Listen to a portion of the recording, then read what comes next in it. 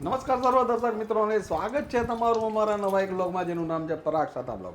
મિત્રો આજે છે ને સવારના ઠાકોરજી માટે છે ને હું પ્રસાદ લેવા ગયો. તો એક વસ્તુનું તમે ખાસ ધ્યાન રાખજો કે કોઈ પણ વસ્તુ આપણે ભગવાનની કે ઠાકોરજીની કરતા હોય ને તો એની કૃપા કંઈક ને કંઈક થતી જ હોય આપણી માથે. એટલે એક ઠાકોરજીના પ્રસાદ માટે હું છે ને કેળા લઈ આવ્યો સવારના પોરમાં, અને કેળા જોઈને પારુંને યાદ આવી ગયું કે ભાઈ આનું તો એક સરસ મજાનું યુનિક વર્ઝન બનાવવું છું. તો હવે શ્રાવણ મહિનો નજીક આવી જાય છે તો આપણે શું છે કે લગભગ લેડીઝ છે ને એ બધા ઉપવાસ એકટાણા રહેતા હોય, પણ જેન્ટ્સ છે ને એ લગભગ કાંઈ ન રહેતા હોય. તો આ બેયનું સચવાઈ જાય ને એવું સરસ મજાનું કોમ્બિનેશન છે. પણ એ ક્યું છે ને એ પૂછી ગયો તમે એને, એનું કારણ છે કે હકીકતે જાણવા જેવી વસ્તુ છે. પારું અંબા અંબા અંબા અંબા જય શ્રી કૃષ્ણ. જય શ્રી કૃષ્ણ. શું બનાવવાના છો આજે? બસ તમે અડધી માહિતી આપી દીધી છે, અડધી હું આપી દઉં. રેસીપી બનાવતી જાઉં ને કહેતી જાઉં. કેળાની છાલનું કોક સંભારો કહે છે ને કોક શાક કહે છે. આપણે કેળાની છાલનું લોટિયું શાક કહીએ છીએ, જે આપણા ઘરમાં મને ને બાને ખૂબ ભાવે છે. એટલે આવી સરસ જો પીળી છાલ હોય ને ત્યારે બા એમ કહે કે આ છાલ મને કરી દેજે. ને આ છાલમાં છે ને કેળાની છાલમાં સૌથી વધારે B12 હોય. જેને B12ની ખામી હોય ને એને તો ખાસ આ ખાવું જોઈએ, આ લોટિયું શાક. સવારના પરમાં ઠાકોરજીની પ્રસાદ જ્યારે સુધારતી હતી ને એ છાલ જોઈને યાદ આવી ગયું કે ભાઈ આનું તો મસ્ત મજાનું શાક થાય. અને મેં કીધું તો બનાવી દો જલ્દી ફટાફટ. આખા કેળા છે ને સરસ વ્યવસ્થિત ધોઈ લેવાના છાલ સહિત. એટલે આપણે છાલનો ઉપયોગ કરવાનો છે ને એટલા માટે હવે આ તમને છાલ સુધારીને હું બતાવી દઉં.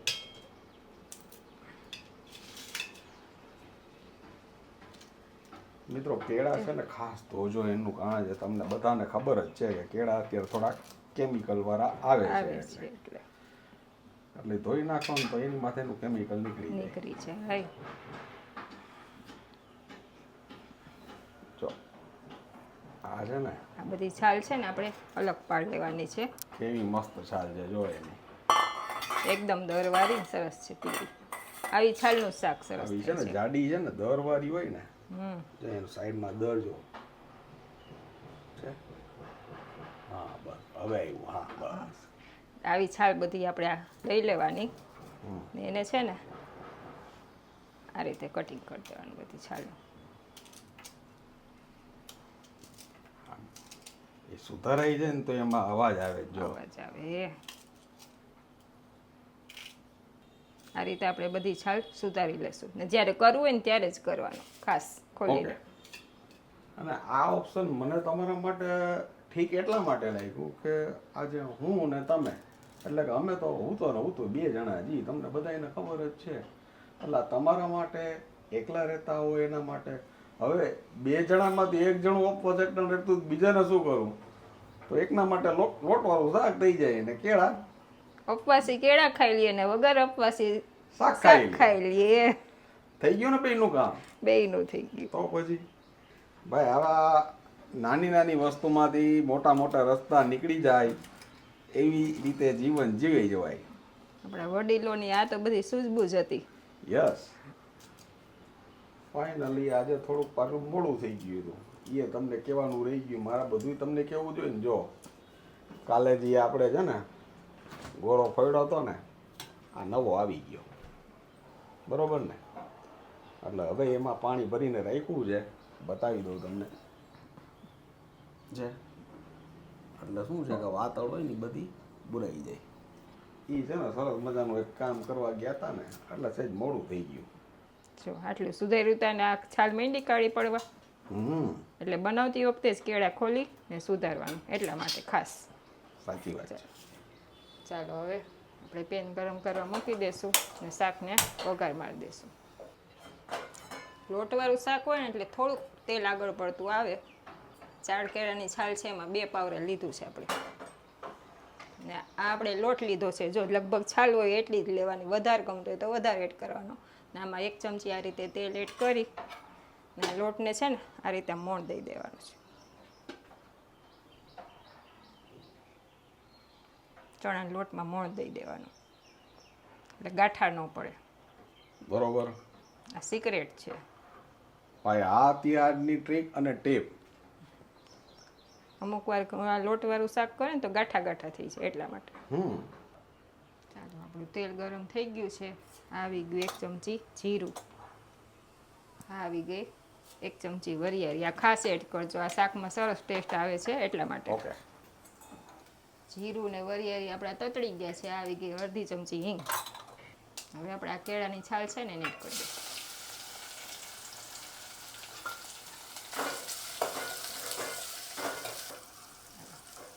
સરસ આ તેલમાં સાતડી લેવાનું પહેલાં. ગેસ સ્લો કરીને આમાં આપણે બધા મસાલા એડ કરી દેવાના છે. આવી ગયું નમક, હળદર પાવડર 1 ચમચી, 1 ચમચી ધાણા જીરું પાવડર, અડધી ચમચી લાલ મરચું.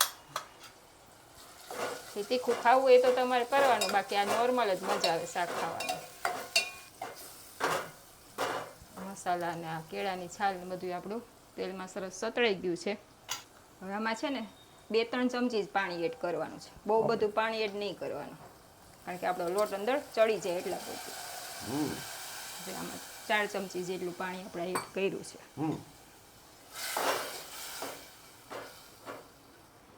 ટૂંકમાં દેશી ભાષામાં કહું તો 1 કેળાની છાલનું 1 ચમચી. 1 ચમચી. એટલે કોઈને ભૂલાય જ નહીં. આમ પાણી જાજુ ન આવે, તેલનો ને જે થાય ને એમાં જ આપણો લોટ પાકી જશે. હવે ગેસ સ્લો કરીને 2 મિનિટથી 2 થી 3 મિનિટ આપણે છાલને થોડીક સોફ્ટ થવા દેશું. ઓકે. ચાલો 2 મિનિટ થઈ ગઈ છે.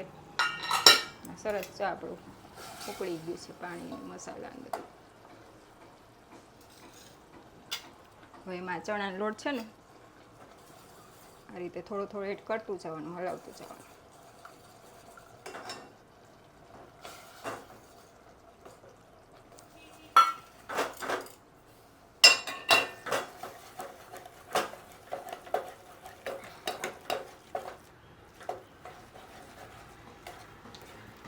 સોસી લીધું પાણી તેલ ને બધું લોટે. સાહેબ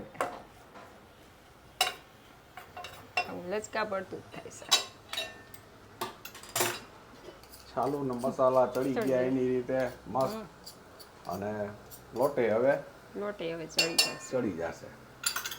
ગેસ તો સ્લો જ એક રાખવાનો. ગાંઠો નહીં ભાઈ, જોઈ લ્યો તમે. ન પડે ગાંઠો એટલે જ મોણ દેવાનું. ચણાનો લોટ એકદમ ઓલો હોય ને ચીકાસ વાળો. ભાઈ માસ્ટરી છે ભાઈ તમારી. અને પાછું છે ને ઢાંકી ને આની નીચે આપણે લોઢી મૂકી દેવાની છે.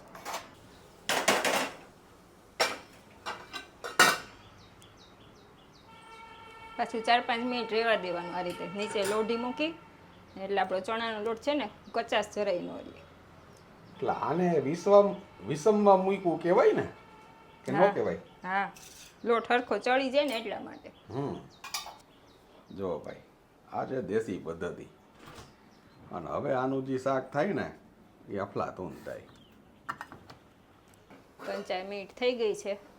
સરસ ચા વરાળ થઈ ને એમાં સરસ આપણું શાક થઈ જાય અંદર. આવું જાડા તળિયાવાળું જ વાસણ લેવાનું, ગમે લોટવાળું શાક કરીએ ને એટલા માટે. વાહ, થઈ ગયું એકદમ મસ્ત. આપણે ગેસ બંધ કરી દઈશું, સર્વ કરી દઈશું. ભાઈ તમે કહેશો ને એવા તળિયાવાળું જ વાસણ લેશું બાપા, તમે ખારા ન ખાતા. એટલે આમ કરતા હોય રેગ્યુલર એને ખ્યાલ જ હોય ચણાના લોટનું કેવું આપણે કઈ બનાવીએ ને એટલે એમાં જાડા તળિયાવાળું જ વાસણ લેવાનું હોય, પણ જેને ન ખબર હોય ને એના માટે ખાસ કહું છું. ઓકે. આમાં ખ્યાલ જ ન આવે કે આ કેળાની છાલનું શાક છે લોટિયું. એવું મસ્ત કહીને તો જ ખબર પડે. તો જ ખબર પડે. કેળાની છાલની નેચરલ મીઠાશ હોય ને એમાં ચણાનો લોટ આવે, કુદરતી એટલું મસ્ત લાગે મીઠાશવાળું શાક. મારા જેવા ભોગી માટે તો ખાસ મસ્ત છે. આવી ગઈ આપણી કોથમીર. ચાલો રેડી છે આપણે બાનું ભાવતું કેળાની છાલનું લોટિયું શાક. Thank you very much my dear friend. મિત્રો, ઠાકોરજીની કૃપા અમારી માથે જેવી થઈ ને એવી તમારી માથે જરૂરથી થશે જો આજની આ રેસીપી તમે આ રીતે ફોલો કરશો તો આશા રાખી છે કે આજની આ રેસીપી તમને ખૂબ ગમી હશે. જો ગમી હોય તો તમે વધુમાં વધુ લોકો સુધી તમે શેર કરજો, લાઈક કરજો. અને હા મિત્રો, તમે અમારા પોતાના છો એટલે તમને કહી છે કે તમે તમારું ધ્યાન રાખજો, તમારા પરિવારનું ધ્યાન રાખજો, અને ખાસ સ્વસ્થ રહેજો. નમસ્કાર. નમસ્કાર.